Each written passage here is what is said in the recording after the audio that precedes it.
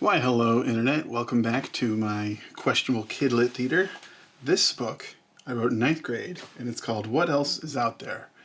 Now, we might be looking at this and saying, that art does not look like 9th grader art. Well, here's the thing. First, I'm a terrible artist. Second, I wrote this, illustrated it, the night before it was due. And man, did I take my time with it. Not so much.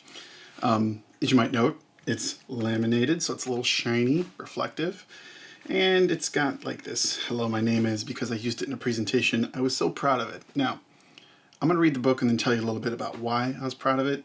And in the meantime, you'll probably understand that there's really nothing to be proud about when it comes to the book itself. So, without any further ado, what else is out there?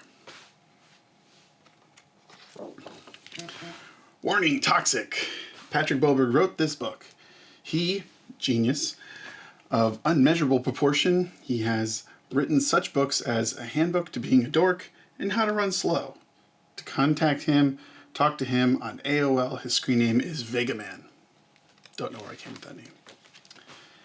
This book is dedicated to my cousin John Peacock, who never got to see the world.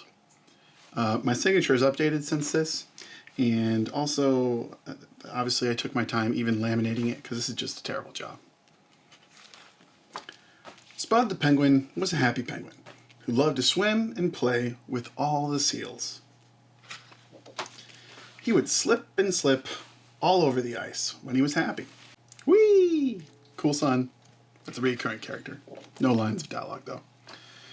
But lately, he's been a little unhappy with his life. He became insatiably curious about other things and places. He's so curious. One day, while sitting around, a lonely bird flew over and asked, "Why are you so down?" Spud replied, "I want to know what else is out there besides ice and this island." "Well, I have been to many places and seen tons of different things that I think you would be interested in," said the bird. Exclamation point. Seal. No lines of dialogue.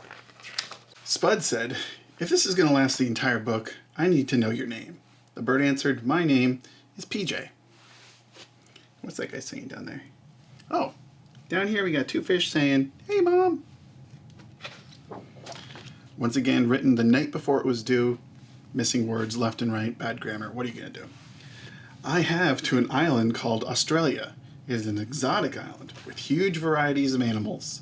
Australia. The Big Waste, or Big Red, whatever they call it. Some mountains. Perth, town I wanted to live in when I was a kid. It has huge fields called deserts and some weird-looking animals. Where huge lakes last for only a few weeks. Big lake today. I'm dying! Sorry.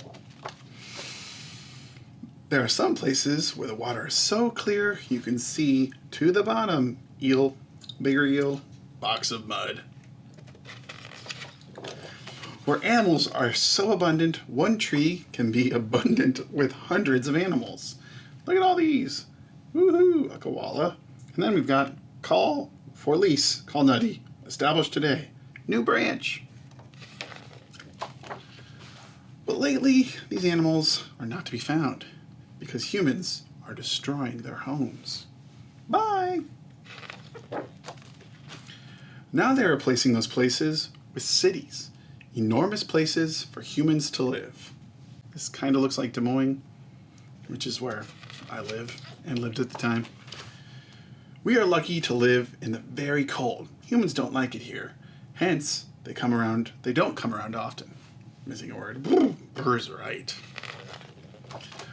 Well, now you know about other places. I hope you're happier, said PJ. I'm off. Bye. I gave up on drawing the actual ground.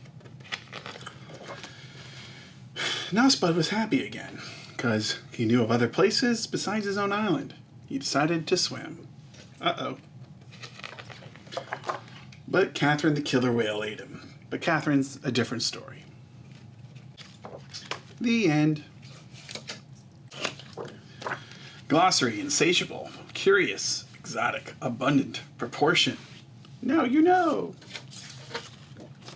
And then the final page, stupidly, has a hallmark on it. I don't know what's going on. So, why did I hold on to this piece of garbage for 20 some years? Well, in ninth grade, we were given this assignment to write a book that we were going to present. I know, what a terrible book to present to fifth graders. It might have been third graders. And so I wrote this book the night before, really rushed through it. You can tell it, I didn't finish half of it, didn't even take the time to read what I was writing, just made it up as I went along. And I got a D when I presented it to the class. However, the following day after we presented it to the class, we walked over to the elementary school that was right across from our ninth grade building. We presented it to these third or fifth graders. Now, my partner in this project, we paired up and you read to these kids. She took an immense amount of time. She was an artist, or is an artist, I guess, still. And her book kind of fell flat while reading it to the kids, at least in my memory.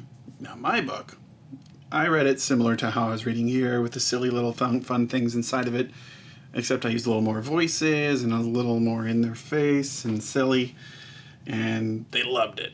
Not only did they love it, but somehow me reading this book to those two kids translated to the whole room, realizing how much fun we were having. And when we were packing up to leave, the whole class started chanting, "Come back next week, come back next week." And I just kind of looked at my partner, looked at the teacher, and I was like, "You're welcome."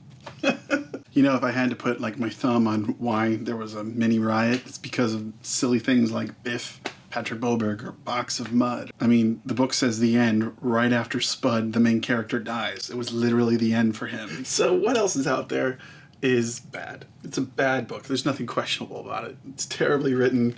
It was all in the presentation and the memory. I mean, look, the penguin goes from being colored in to not colored in to down the way. The bird's not even colored in. Super lazy. Just pathetic. But in the end, so glad that I kept it. It was a really fun memory. And now it'll live on the internet for as long as YouTube exists. Hope you're having a good time wherever you're at, and stay tuned. Maybe there's more books to come.